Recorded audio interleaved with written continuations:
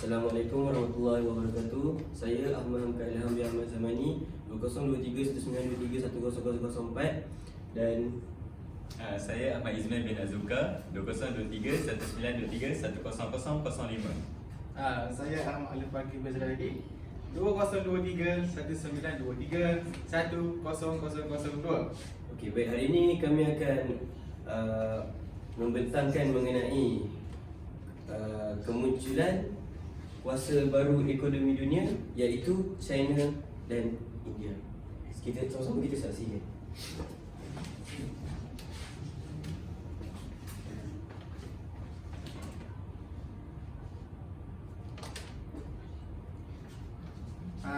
Yang pertama ialah kemelesetan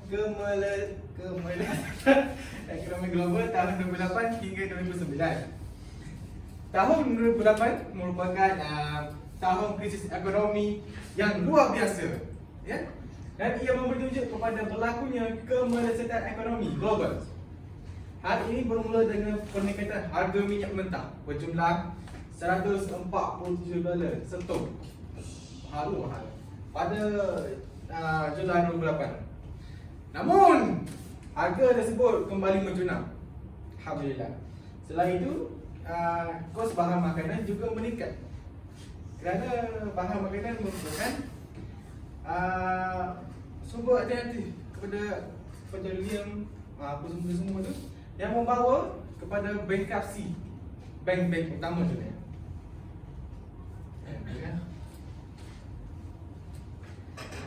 Seterusnya ialah krisis ekonomi global yang terjadi pada penghujung tahun 2007 dan memuncak naik pada tahun 2008, iaitu seperti harga $140 itu, dan ianya berterusan sehingga tahun 2009.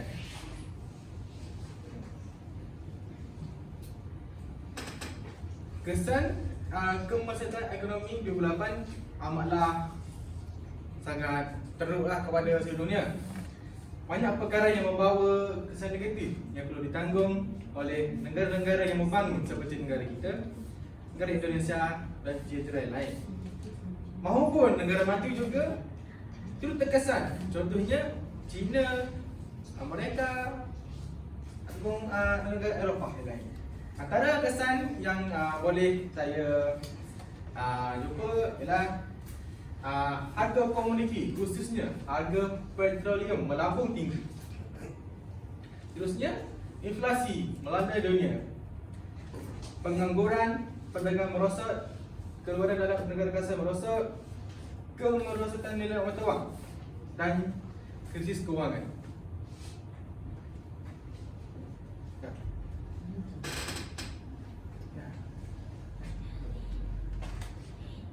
Terusnya ialah akhir sekali kesan kemelesetan ekonomi 2008 hingga 2009 terhadap negara kita, iaitu Malaysia.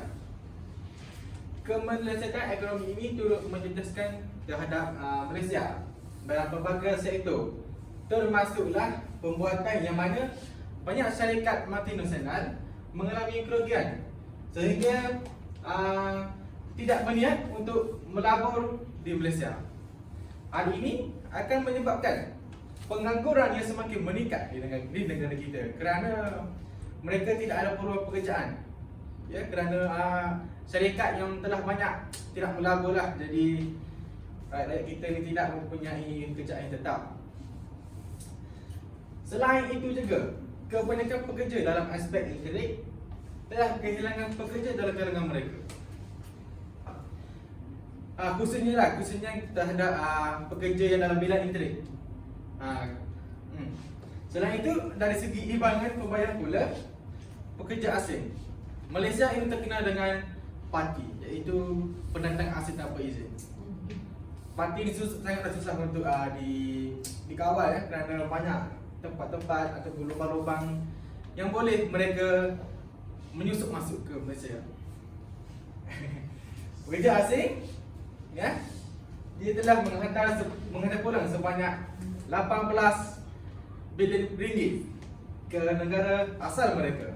Hal ini akan menjejaskan imbangan pembayaran nilai ringgit dan Reserve negara jika tidak dikawal dengan baik. Oleh itu, Malaysia ini mengetatkan kawasan padan di antara Sabah ataupun yang berada di pantai-pantai.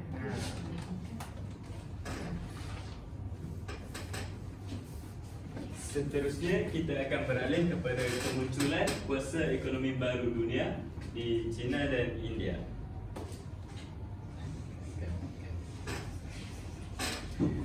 Pengenalan di China.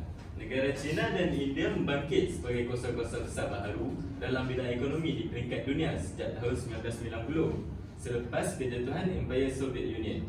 Kedua-dua negara besar ini telah menjana dagangan global dan menyemarakkan pertumbuhan ekonomi dunia. Latar belakang negara China. Ekonomi Republik Rakyat China ialah ekonomi kedua terbesar di dunia dari segi KDNK nominal dan ekonomi terbesar di dunia berdasarkan KDNK PPP. Ia merupakan ekonomi utama dunia yang pesat berkembang dengan purata pertumbuhan ekonomi 10% untuk 30 tahun yang lepas. KDNK merupakan keluaran dalam negara kasar dan KDNK PPP ialah keluaran dalam negara kasar Purchasing Power Party. Seterusnya kita akan masuk kepada faktor-faktor kemunculan China sebagai kuasa ekonomi baru. Dia terbahagi kepada 4 faktor iaitu kekuatan dalam bidang teknologi, dasar ekonomi terbuka, kerjasama dengan rakan dagangan dan penumbuhan Special Economic Zone. Dasar ekonomi terbuka ini dijalankan oleh pemerintah China yang bernama Deng Xiaoping. Seterusnya, China menjana ekonomi dengan membuka pasaran ekonominya kepada negara luar. Contohnya melakukan import dan ekspor. Kebanyakan barang-barang yang digunakan pada masa sekarang diimport daripada China. Seterusnya, mereka juga menubuhkan Special Economic Zone (SEZ). Penubuhan dan tujuan Special Economic Zone antaranya ialah zon perdagangan yang membangunkan ekonomi di China. Kawasan yang tergolong dalam lingkungan SEZ ini menjalankan perdagangan yang bebas. Mereka juga menekankan peleburan dalam industri berat dan menggalakkan pengeluaran. Mereka juga mendapatkan kerjasama dalam ekonomi melalui perdagangan dengan negara asing serta menerima teknologi terkini daripada dunia luar. China ni memang luas dengan teknologi lah. Seterusnya, manfaat menjalankan peleburan asing di SEZ. Mereka menyediakan pengecualian cukai istimewa, menyediakan kemudahan infrastruktur yang lebih meluas, menggunakan tenaga buruh yang murah dan mewujudkan peluang pekerjaan dan tukaran asing. Kelebihan negara China dalam bidang teknologi. Aspirasi dan semangat China untuk mengukuhkan kedudukannya dalam bidang ekonomi. Mereka juga mempromosikan konsep keusahawanan dan mereka juga mempunyai tenaga kerja yang mencukupi. Seperti yang kita tahu, rakyat China populasinya sangat banyak dan individu-individu yang profesional terlatih dalam kemahiran teknikal. Mereka juga berupaya untuk menghasilkan barangan dalam skala yang besar dengan harga yang murah. Seterusnya kita beralih kepada India. Pada tahun 1991, India telah membuka pasaran secara beransur-ansur dengan membuat pembaharuan ekonomi dan mengurangkan kawalan kerajaan terhadap perdagangan dan peleburan asing. Ketidaksamaan pendapatan antara masyarakat tidak terlalu besar dan kadar pemakanan tak seimbang yang tinggi di kalangan kanak-kanak bawah umur 3 tahun. Terdapat juga penduduk di India yang memperoleh pendapatan yang kurang daripada ambang kemiskinan, iaitu yang ditetapkan oleh kerajaan pada $0.40 sehari. India juga dilengkapi dengan tenaga kerja sebanyak 509.3 juta orang. 1.60% ialah bidang pertanian.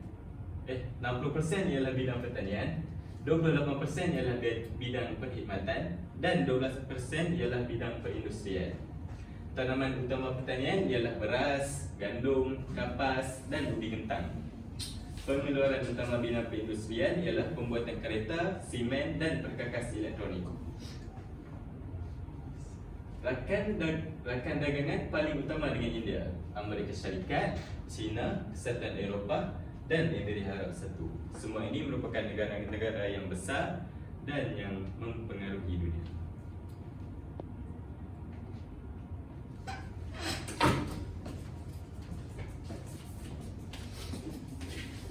Baik, seterusnya kita beralih kepada kesan-kesan kemunculan China dan India sebagai kuasa ekonomi baru. Setelah China dan India menjadi kuasa besar ekonomi baru, ia telah memberi dampak yang besar kepada seluruh dunia, terutamanya dari segi ekonomi dan juga politik. Pada akhir tahun 2006, India telah banyak menghasilkan ratusan jurutera industri dan software. Hal ini kerana India telah memajukan ekonominya melalui teknologi maklumat. Seterusnya, China pula telah menguasai dagangan antarabangsa iaitu import dan ekspor. Seperti yang kita dapat lihat di Malaysia, di sekeliling kita terutamanya, banyak barangan yang terdapat di sekeliling kita ni berasal daripada negara China. Sebagai contoh, alat kawalan untuk LCD yang sedang kita gunakan sekarang ni berasal daripada China. Baik. Misalnya mesin elektrik, pakaian, tekstil dan kelengkapan perubatan. Kuasa besar ekonomi lain seperti negara Eropah juga telah banyak melabur kepada kedua-dua negara tersebut. Okey. China akan lebih banyak bergantung kepada ASEAN. Antara kesan yang pertama ialah China akan lebih banyak bergantung kepada ASEAN. Yang kedua ialah memberikan keamanan dan kestabilan di rantau Asia Timur. Untuk pengetahuan semua, ASEAN ni adalah pertubuhan Asia Tenggara. Okey. Ketiga ialah meningkatkan perdagangan antara ASEAN dan China. Dan yang keempat pula ialah meluaskan pasaran China kepada produk ASEAN. Okey. Seterusnya, kesannya ialah memberi keuntungan kepada negara-negara ASEAN. Dalam ASEAN juga termasuk Malaysia juga termasuk dalam negara-negara ASEAN.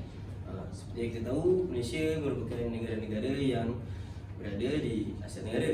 Jadi negara-negara di Asia Tenggara ni mendapat banyak keuntungan apabila China menjadi kuasa besar ekonomi dunia. Okey, sebenarnya ialah mereka kini bersedia untuk berkongsi kepakaran dalam teknologi, maklumat, IT dan bioteknologi. Okey, seterusnya ialah memerlukan satu pelaburan yang besar untuk projek-projek infrastruktur, maafkan saya. Okey. Seperti yang kita tahu, di Malaysia merupakan salah satu negara yang sedang pesat membangun.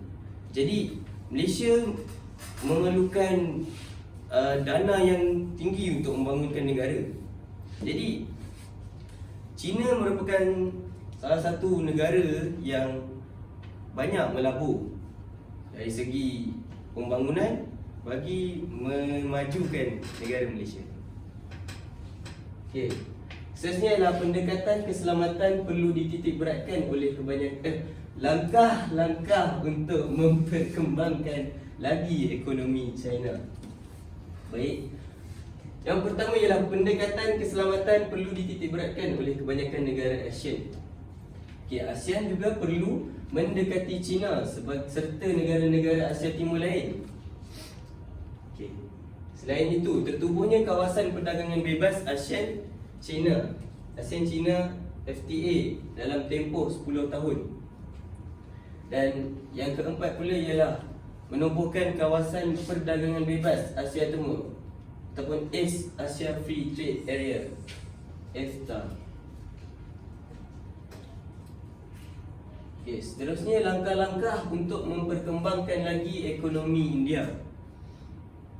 Yang pertama dapat kita lihat di sini ialah menjalankan rantaian perniagaan dengan efisien. Seterusnya ialah China dan India berhasrat meningkatkan hubungan dagangan dua hala. Jadi apabila dua kuasa besar ekonomi ini menjalinkan hubungan